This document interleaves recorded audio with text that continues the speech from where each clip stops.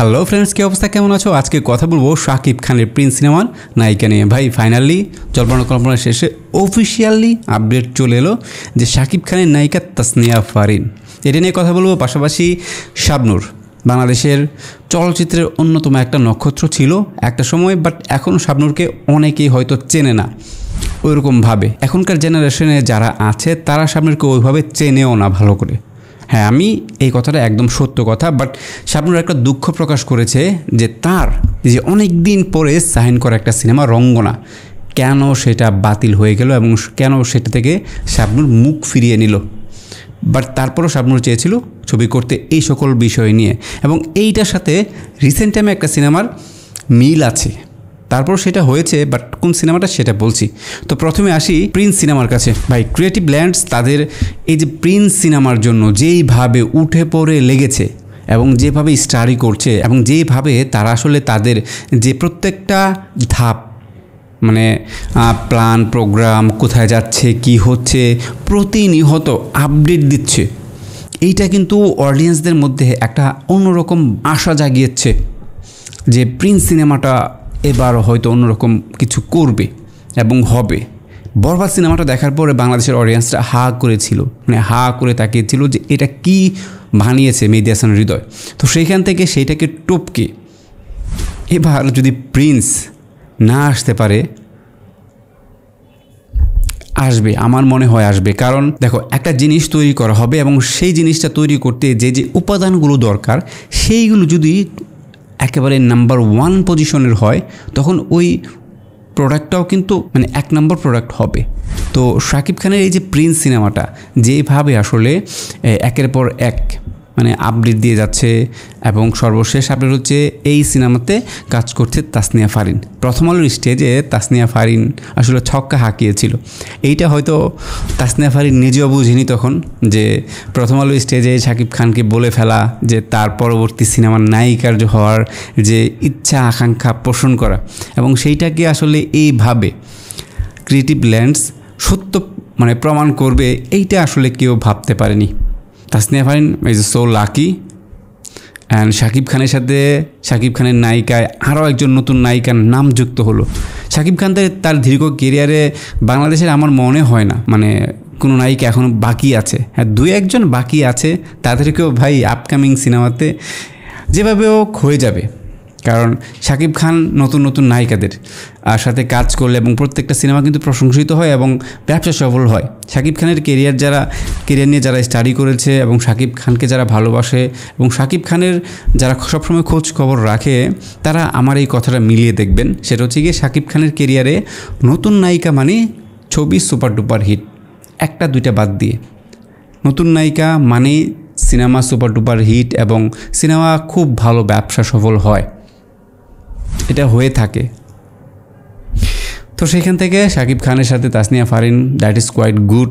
এবং তাদের জন্য একটু দুঃখ প্রকাশ, যারা আসলে ভেবেছিল কমার্শিয়াল সিনেমার নায়িকা তাসনিয়া ফারিন কীভাবে যায়। ভাই আমার মনে হয় তাদের যদি সিনেমা প্রেমী হয় তারা তামিল তেলুগু সিনেমাগুলো দেখে থাকবে, এবং সেইখানে অডিয়েন্সরা আসলে নায়িকাদের অনেক বেশি খোলামেলা দেখে না, বা পরিচালক অথবা প্রযোজনা প্রতিষ্ঠানও নায়িকাদের অনেক বেশি খোলামেলাভাবে প্রেজেন্ট করে না। কমার্শিয়াল সিনেমার নায়িকা মানেই খোলামেলা হবে, এইটা তারা আসলে এই থিওরিতে তারা বিশ্বাস করে না, যেটা বলিউড কমার্শিয়াল সিনেমার নায়িকা মানেই খোলামেলা অনেক বেশি। এই ব্যাপারটা আসলে তামিল তেলুগু বর্জন করেছে, যার কারণে আজকে বলিউডকে টপকে আসলে সাউথের ইন্ডাস্ট্রিটা এত বেশি গ্রোথ করতে পেরেছে।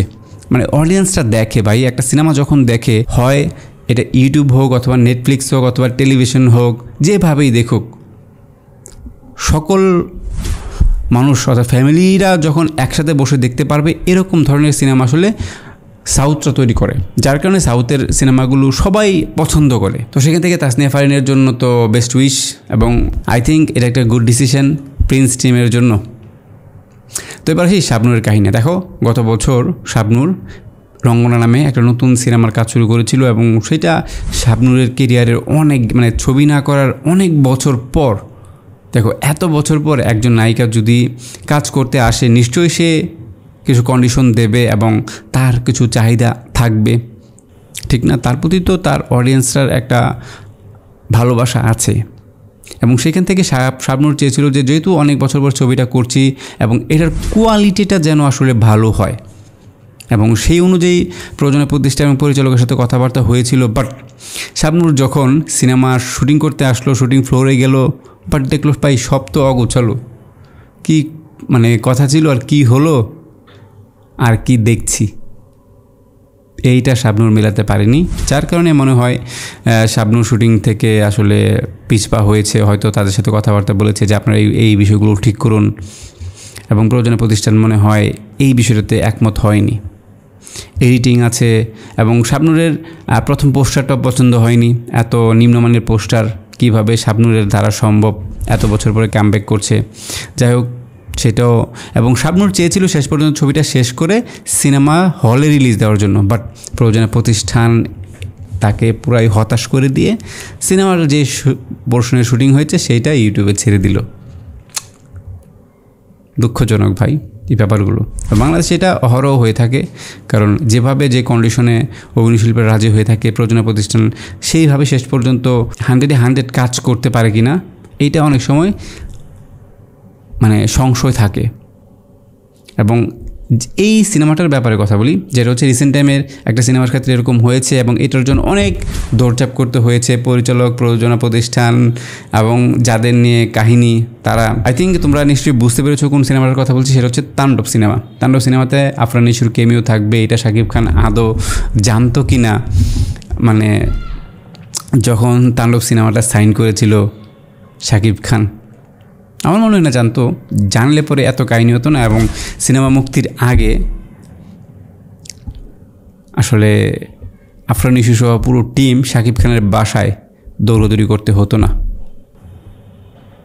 এবং এইটা শাকিব খানের একমাত্র সম্ভব হয়েছে এবং বাস তুলতে পেরেছে একমাত্র কার জন্য, সেটা হচ্ছে সাকিবিয়ানদের জন্য। সাকিবিয়ানরা আসলে শাকিব খানকে আসলে অনেক ভালোবাসে, এটা নতুন করে বলার কিছু নেই। তারা শাকিব খানের ভালোকে ভালো বলে, মন্দকে মন্দ বলে। এই যুগে এসে আগে সব গিলে ফেলতো, আগে যাই করতো সব গিলতো, না হয় আরও অনেক বছর আগে আসলে শাকিব খানের পরিবর্তনটা হতো। তো ধন্যবাদ সবাইকে ভিডিওটি দেখার জন্য। কার কাছে কেমন লেগেছে অবশ্যই কমেন্টস করে জানাবে। ধন্যবাদ সবাইকে।